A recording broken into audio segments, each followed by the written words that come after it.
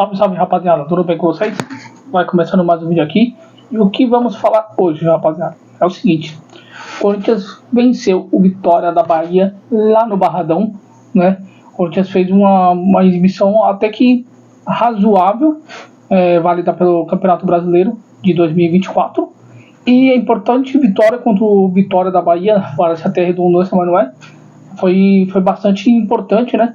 O Corinthians conseguiu esses 3 pontos e mostrou que saiu mais fortalecido ainda para tentar buscar os lugares mais altos aí da tabela nesse Campeonato Brasileiro. Bora falar disso aí? Então bora lá, depois da vinheta.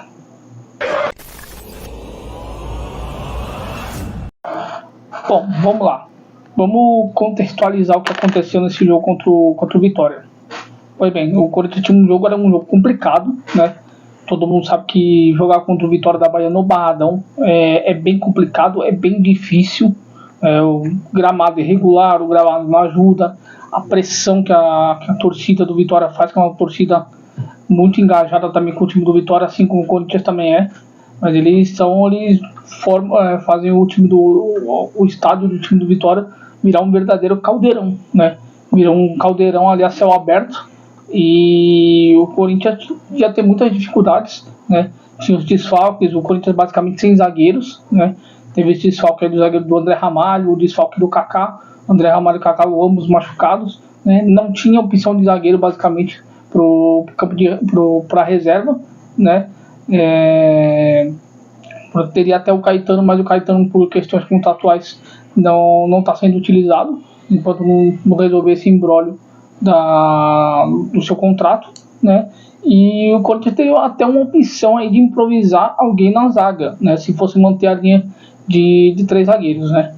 A linha de 3 zagueiros do Corinthians poderia ser formada pelo Félix Torres, o Gustavo Henrique e, se fosse apostar numa linha de 3 zagueiros, um André Ramalho ali como um jogador centralizado para dar profundidade e saída de jogo. Mas não, desde que o Ramon Dias, como que ele começa o jogo?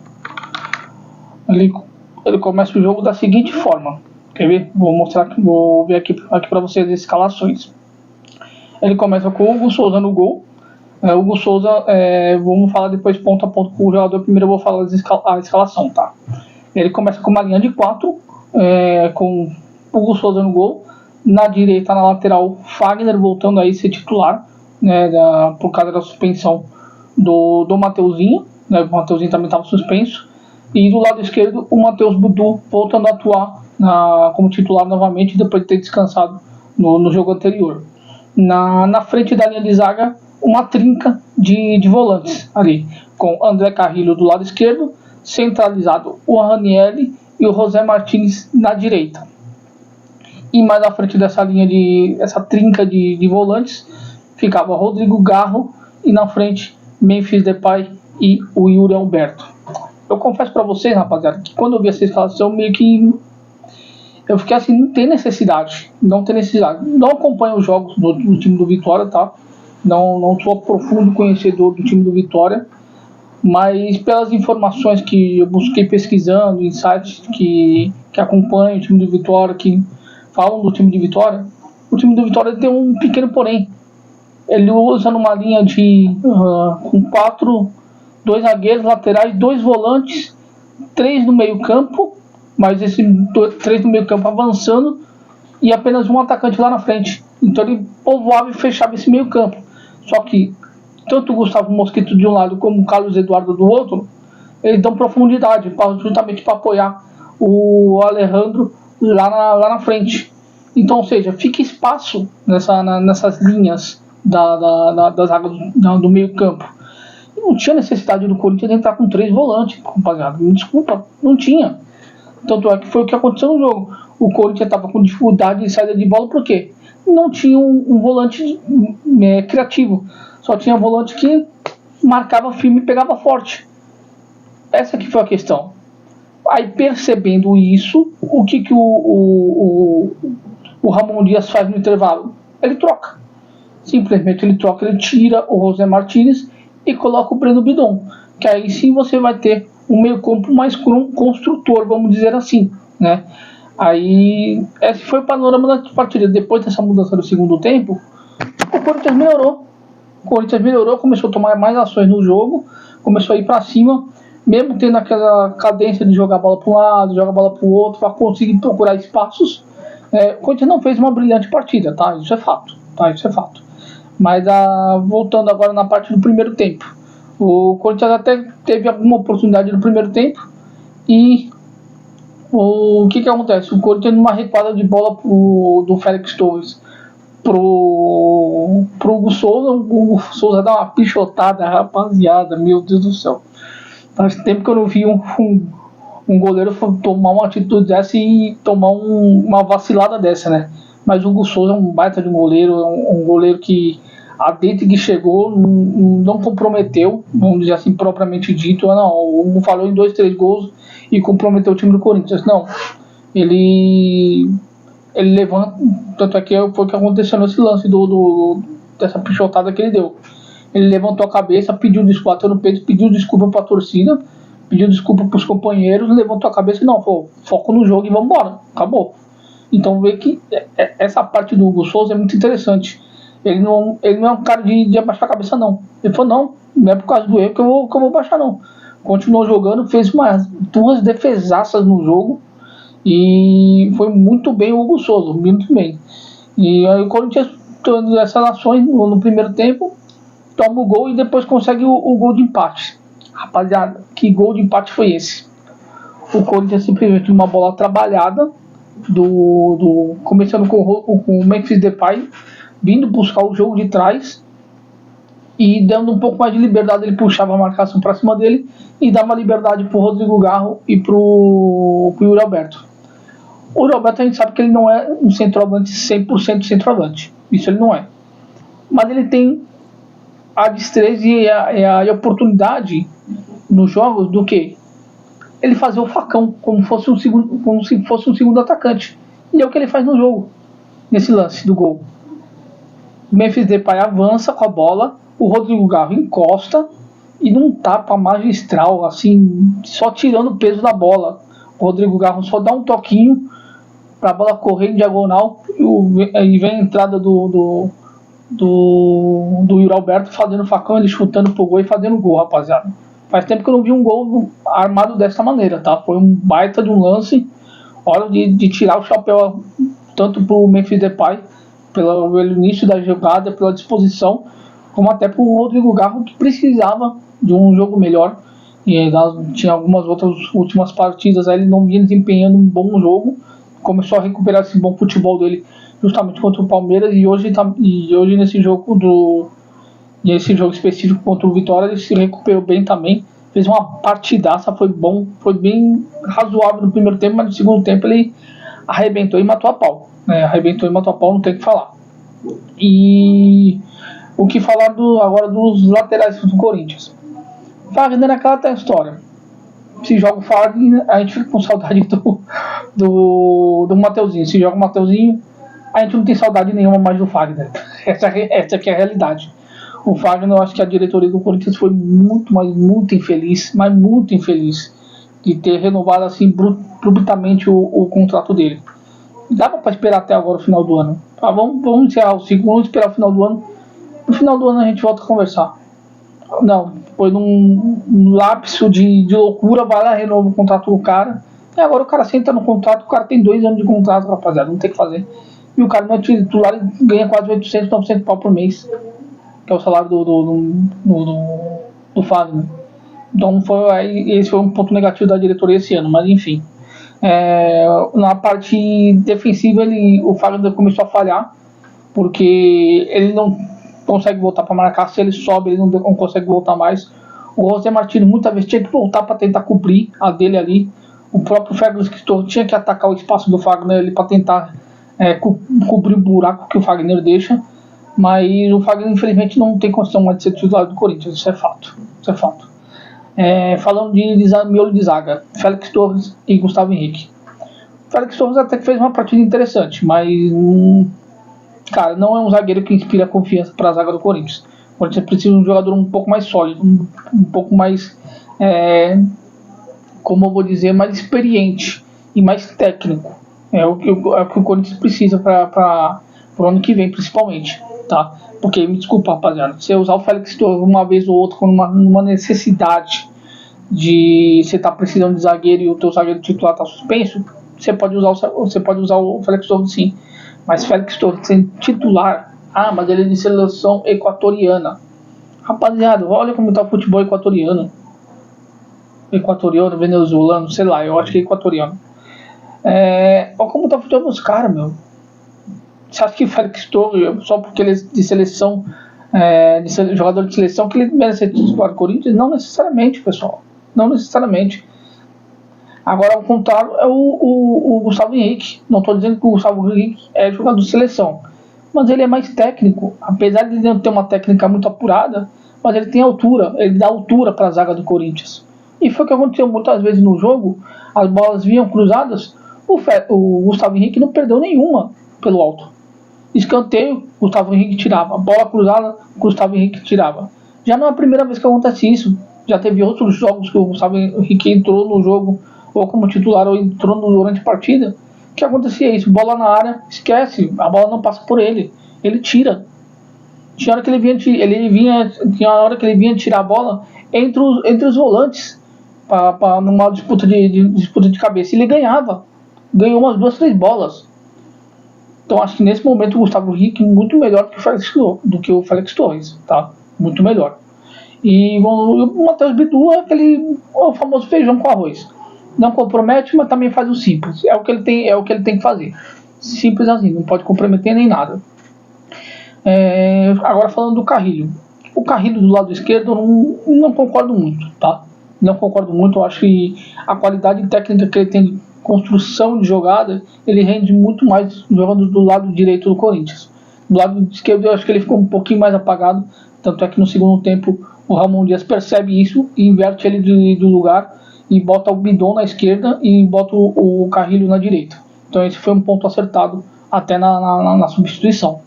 O Ranieri fez o feijão com arroz também, não comprometeu no jogo, fez até que uma partida razoável. Então não comprometeu, não deu pichotada nem nada, fez o básico, fez feijão com arroz. Aí o destaque foi pro o Garro no meio campo.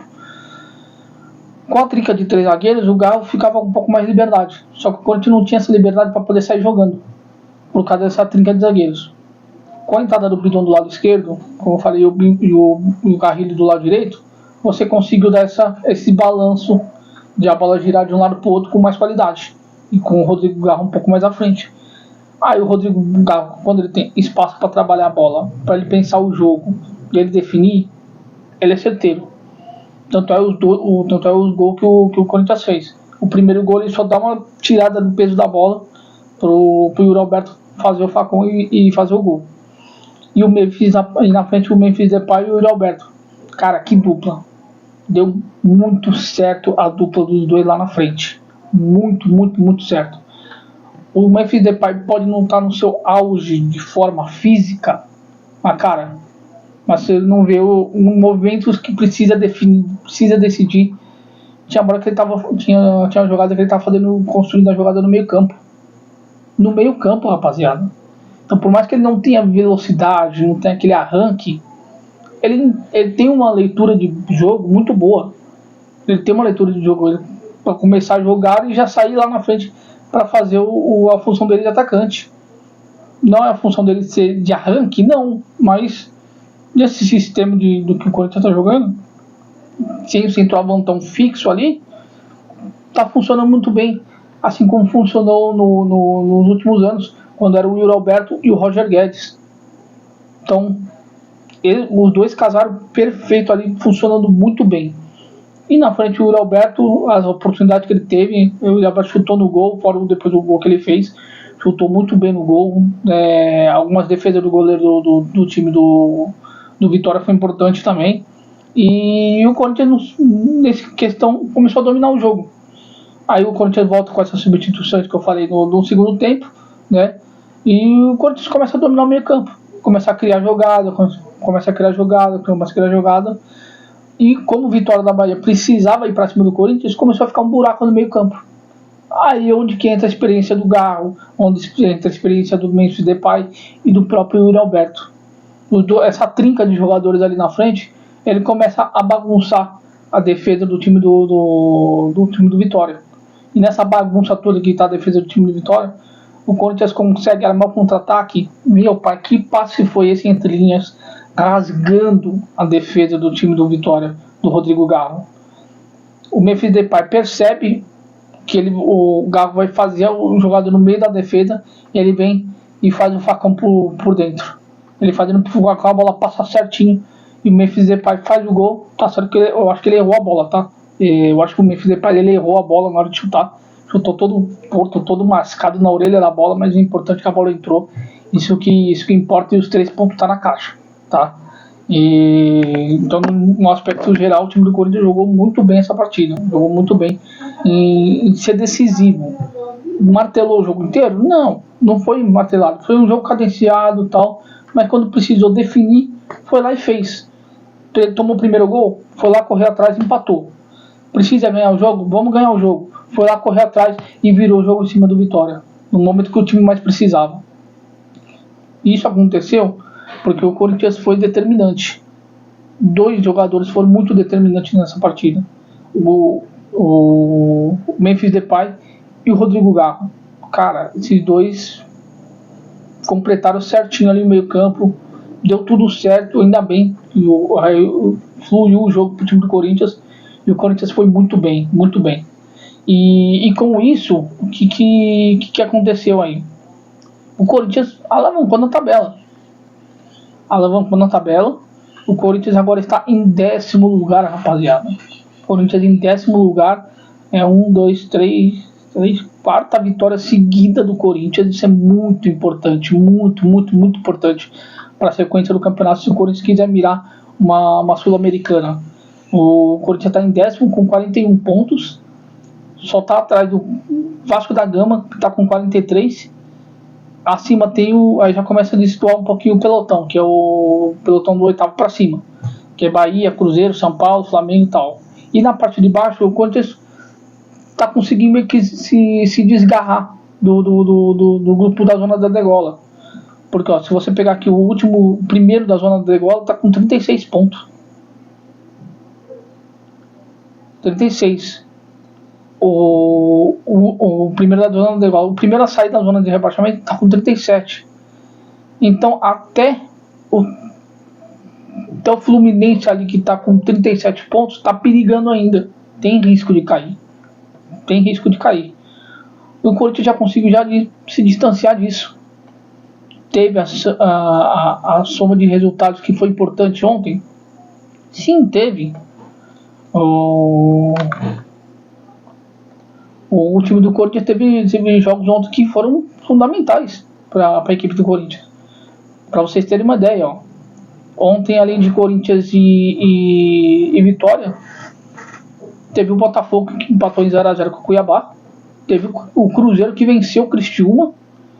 Seria interessante um empate aí do Cruzeiro, mas até aí tudo bem. Não tem problema nenhum. Não tem problema nenhum o Cruzeiro ter empatado. Eu falo de seria interessante o Cruzeiro ter empatado esse jogo por questão de classificação, tá? Porque o Cruzeiro está na parte de cima, está em 7º colocado, mas tá bom, não tem problema não. Aí teve a vitória do Internacional contra o Fluminense.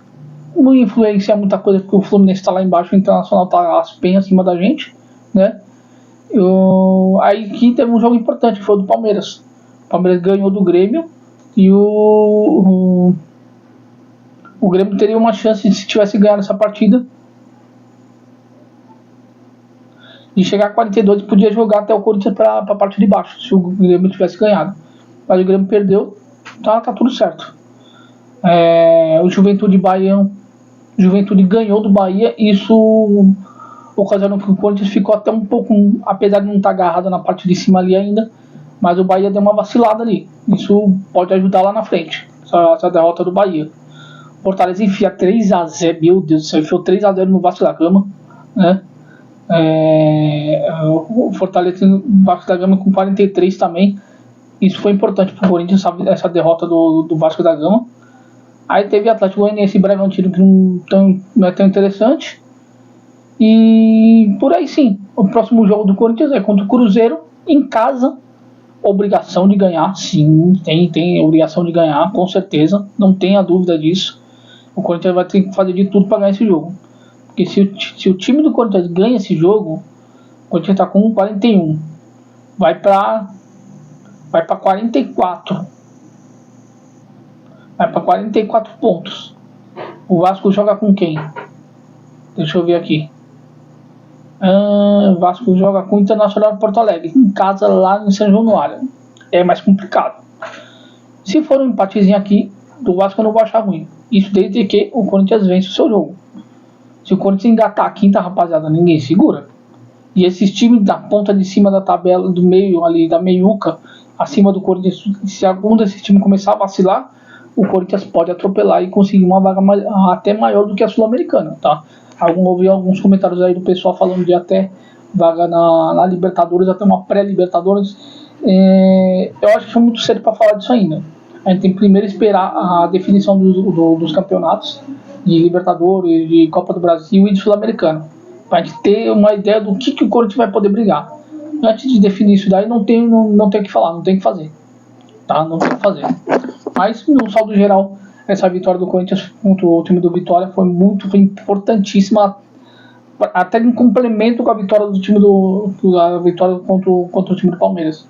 Então agora o Corinthians só mantendo essas vitórias aí, e o Corinthians, para fugir da zona de rebaixamento, precisa aí de mais uns 4 pontos, se eu não me engano, e já foge. Então seria mais uma vitória e um empate até, né? Então vamos ver o que vai dar na próxima rodada aí. Corinthians e Cruzeiro em casa na Neoquímica Arena. Tá certo que o jogo vai ser complicado, que vai ser de manhã o jogo, né? Vai ser na quarta-feira, dia 20/11, de manhã, 11 horas da manhã, um horário bem para castigar mesmo. Mas infelizmente é calendário, não tem muito o que fazer né, nessa questão.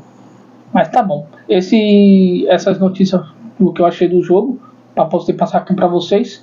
E vocês comentem aqui embaixo ali o que vocês acharam do jogo, o que vocês acharam dessa vitória do time do Corinthians, que foi importantíssimo. E, mais uma vez, deixa o seu like, se inscreve no canal. E eu fico por aqui trazendo mais notícias, eu volto de novo aqui com vocês. Beleza, rapaziada? Eu vou ficando aqui e vai Corinthians!